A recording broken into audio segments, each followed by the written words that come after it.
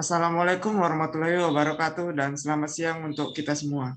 Kami dari kelompok 5 Sistem Informasi Manajemen ingin menjelaskan tentang sistem informasi keuangan, yang mana anggota dari kelompok kami diantaranya saya sendiri sebagai moderator, Danang Andi Kurniawan, dan yang kedua Elvina Kurniamorita, yang ketiga Putri Reginawati Sinaga, yang keempat Krisna Purba, yang kelima Lilis Borusianturi, dan yang terakhir Ripka Febriani Daily. Untuk yang pertama, kita serahkan kepada Saudari Putri. Untuk Saudari Putri, dipersilakan.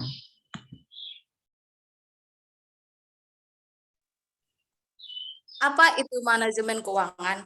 Manajemen keuangan merupakan informasi yang dirancang untuk memberikan informasi kepada orang atau kelompok baik di dalam perusahaan mau di luar perusahaan mengenai masalah keuangan dan menyediakan informasi mengenai arus uang bagi para pemakai di seluruh perusahaan.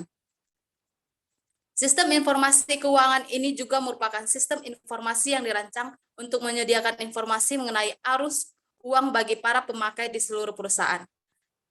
Sistem informasi keuangan merupakan bagian dari sistem informasi manajemen yang digunakan untuk memecahkan masalah-masalah keuangan perusahaan.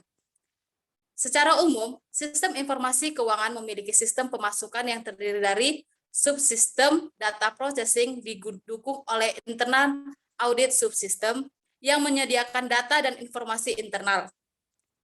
Perusahaan besar biasanya memiliki staf internal auditor yang bertanggung jawab terhadap perawatan integritas sistem keuangan perusahaan. Orang yang ahli dalam bidang ini disebut EDP auditor. Sebagaimana subsistem lainnya, sistem ini juga dilengkapi Financial Intelligence Subsystem yang mengumpulkan informasi dari lingkungan.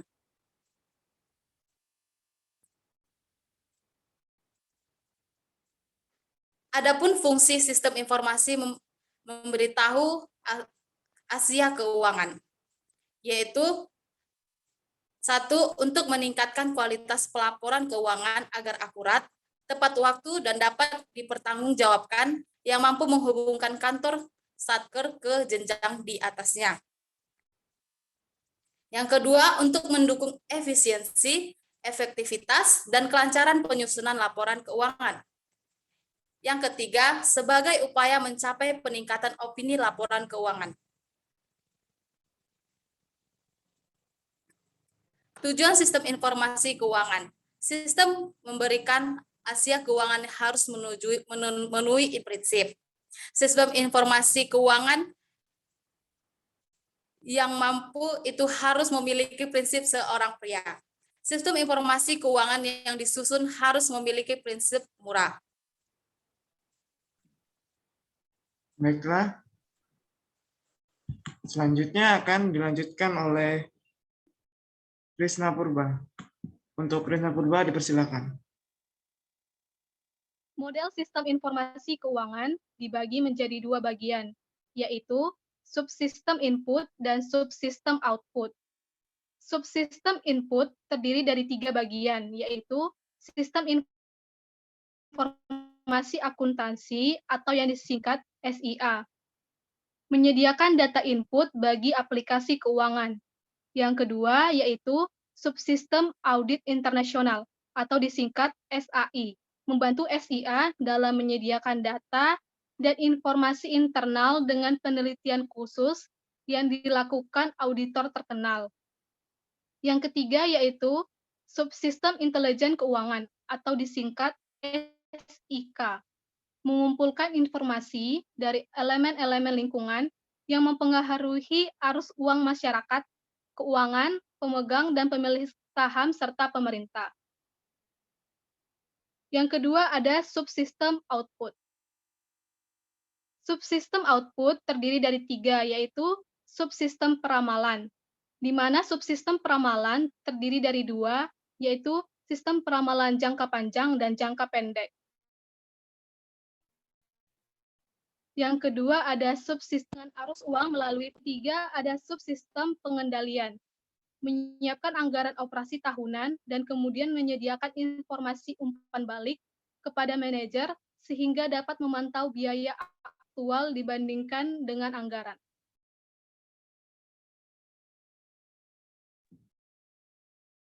Baiklah, selanjutnya akan diteruskan oleh Ripka. Boleh Ripka, dipersilakan.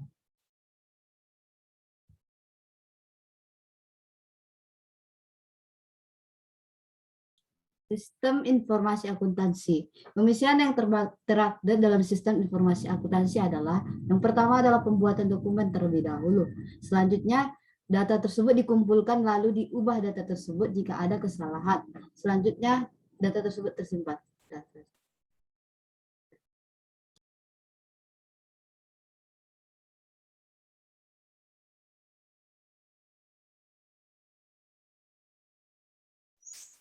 Selanjutnya akan dilanjutkan oleh Lilis. Kepada Lilis, dipersilakan.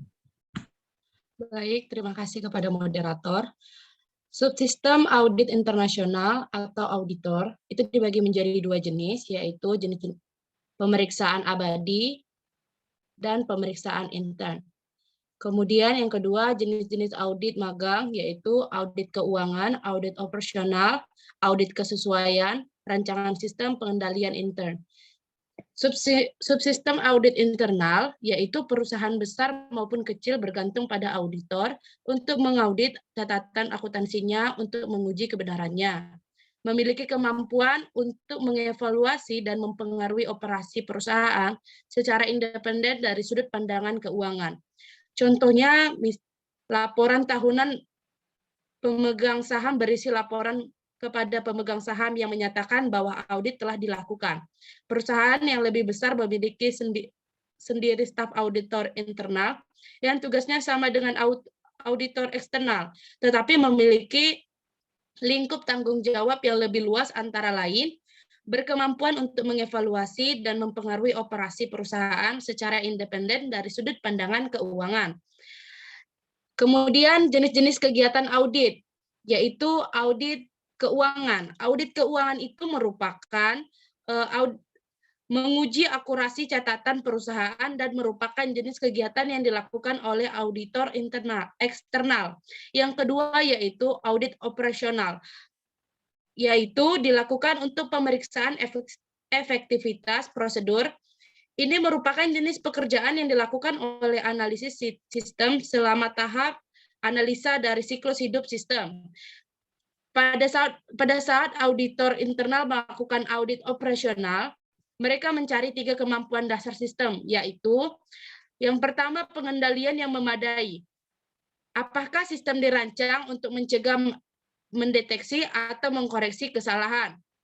Yang kedua, efisien. Efisien itu apakah operasi sistem dilakukan sedemikian rupa sehingga mencapai produktivitas yang terbesar dari sumber daya yang tersedia. Kemudian yang ketiga, ketaatan pada kebijakan perusahaan, di mana apakah sistem kemungkinan perusahaan memenuhi tujuan atau memecahkan permasalahannya dalam cara-cara yang ditentukan. Yang selanjutnya yaitu audit kesesuaian. Audit kesesuaian ini sama dengan audit operasional, tetapi audit kesesuaian berlanjut terus. Misalnya, audit auditor internal mungkin memilih sejumlah pegawai secara acak dan menyerahkan langsung cek gaji mereka daripada menggunakan pos perusahaan. Prosedur ini memastikan bahwa nama pada daftar gaji mewakili pegawai yang sebenarnya dan bukan sekedar daftar fiktif yang dibuat oleh penyedia yang tidak jujur yang ingin mendapatkan cek gaji tambahan.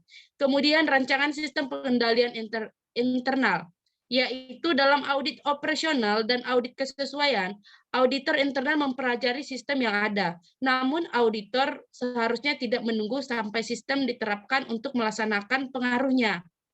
Auditor internal seharusnya berpartisipasi secara aktif dalam pengembangan sistem.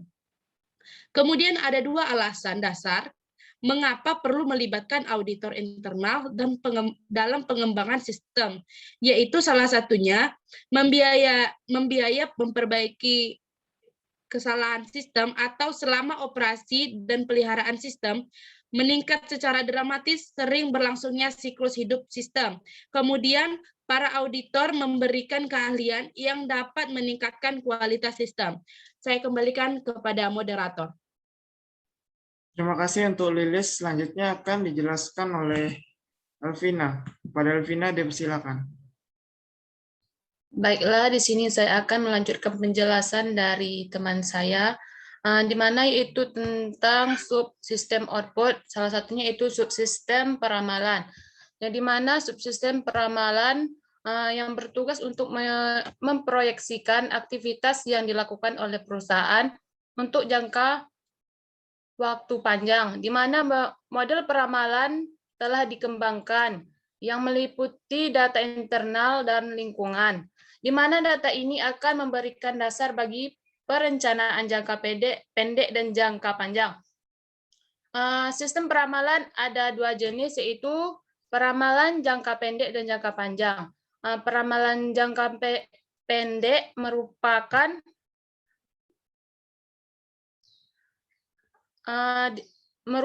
yang dilakukan oleh area fungsional seperti fungsi pemasaran yang meramalkan penjualan untuk masa depan yang singkat. Kemudian peramalan jangka panjang yang dimana dilakukan oleh fungsi keuangan atau suatu kelompok di mana khusus hanya mempunyai tanggung jawab perencanaan. Kemudian ada metode peramalan dibagi menjadi dua, yaitu metode kuantitatif dan metode non-kuantitatif. Metode kuantitatif merupakan metode yang melibatkan variabel dan perhitungan dengan menggunakan rumus persamaan regresi. Kemudian metode non-kuantitatif, di mana metode ini tidak melibatkan perhitungan data, tetapi didasarkan oleh penafsiran subjektif. Kemudian selanjutnya, subsistem audit internal, di mana audit internal merupakan badan yang melaksanakan aktivitas internal auditing, di mana untuk menyempurnakan dan melengkapi suatu kegiatan dengan penilaian langsung atas setiap bentuk pengawasan untuk dapat mengikuti perkembangan dunia usaha yang semakin kompleks.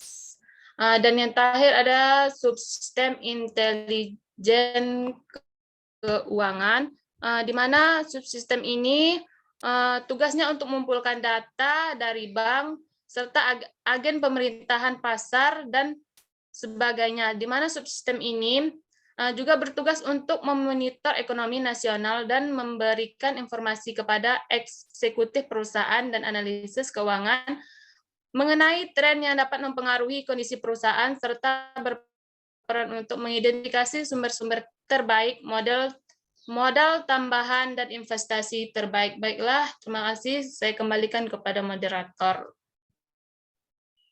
Terima kasih kepada penyajian telah menjelaskan PPT kali ini. Terima kasih juga untuk para penonton yang telah menyaksikan video presentasi dari kami. Mungkin ada kesalahan kata, kami mohon maaf. Selamat siang dan Assalamualaikum warahmatullahi wabarakatuh. Terima kasih.